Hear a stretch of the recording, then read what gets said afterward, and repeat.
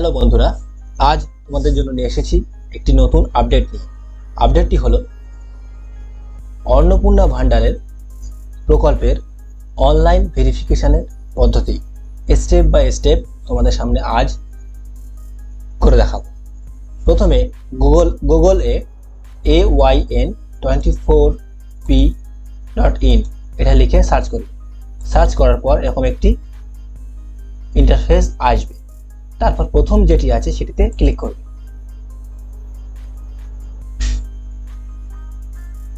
যেহেতু সার্ভারে একটু সমস্যা চলছে, সেজন্য খুবই স্লো চলছে, তো এটাতে ক্লিক করার পর এরকম একটি ইন্টারফেস আসবে। আসার পর এইখানে বলছে অন্নপূর্ণা যোজনা ভেরিফিকেশন, অর্থাৎ এইখানে বলছে ব্লক অর মিউনিসিপ্যালিটি। এখানে আপনাকে একটা ব্লক অর মিউনিসিপ্যালিটি চুজ করে নিতে হবে। এখানে আমি একটা র্যান্ডাম একটা চুজ করে নিলাম। তারপর এইখানে সিলেক্ট জিপি অর ওয়ার্ড, অর্থাৎ গ্রাম পঞ্চায়েত অথবা ওয়ার্ড এখানে সিলেক্ট করতে হবে। এখানে আমি একটা র্যান্ডাম একটা সিলেক্ট করে নিলাম। তারপর এইখানে শেষ চারটি সংখ্যা, ব্যাংক অ্যাকাউন্টের শেষ চারটি সংখ্যা এখানে দিতে হবে। আমি নিজের মনোমতো সংখ্যা একটা দিলাম, 1 2 3 4 দিয়ে সার্চ করব। সার্চ করার পর তারপর সেটাতে ক্লিক করার পর এরকম একটি ইন্টারফেস আসবে এবং এইখানে কিছু কিছু ইনফরমেশন ফিল করে এটাকে পূরণ করতে হবে। যেমন প্রথমে দেওয়া আছে আধার নাম্বার, অর্থাৎ এইখানে আপনার 12 ডিজিটের আধার নাম্বারটা এখানে লিখতে হবে। লেখার পর এইখানে আপনার পাশেই একটি আধার কার্ডের ছবি এই ফরম্যাটে জেপিজি, পিএনজি এবং জেপিইজি ফরম্যাটে ম্যাক্সিমাম 200 কেবি, অর্থাৎ 200 কেবি এর মধ্যে হতে হবে।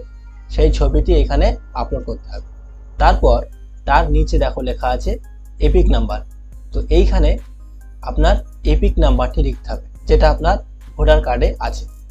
এইখানে এপিক নাম্বার লেখার পর পাশেই দেখো আছে এপিক, অর্থাৎ এপিক ইমেজ, অর্থাৎ ভোটার আইডির ছবি, যেটা জেপিজি, পিএনজি এবং জেপিইজি এই ফরম্যাটে এবং ম্যাক্সিমাম 200 কেবি, অর্থাৎ 200 কেবির মধ্যে হতে হবে সেই ছবিটি।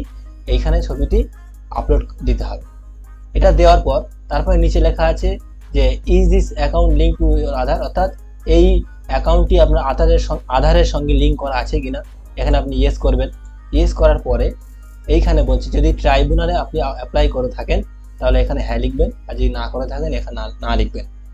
এটা করার পর এইখানে একটা দিস ডাটা গিভেন কারেক্ট, এইখানে এটা একটা রাইট চিহ্ন দিয়ে টিক মেরে এইখানে সাবমিট ভেরিফিকেশানে ক্লিক করবেন। সাবমিট ভেরিফিকেশানে ক্লিক করার পর আপনার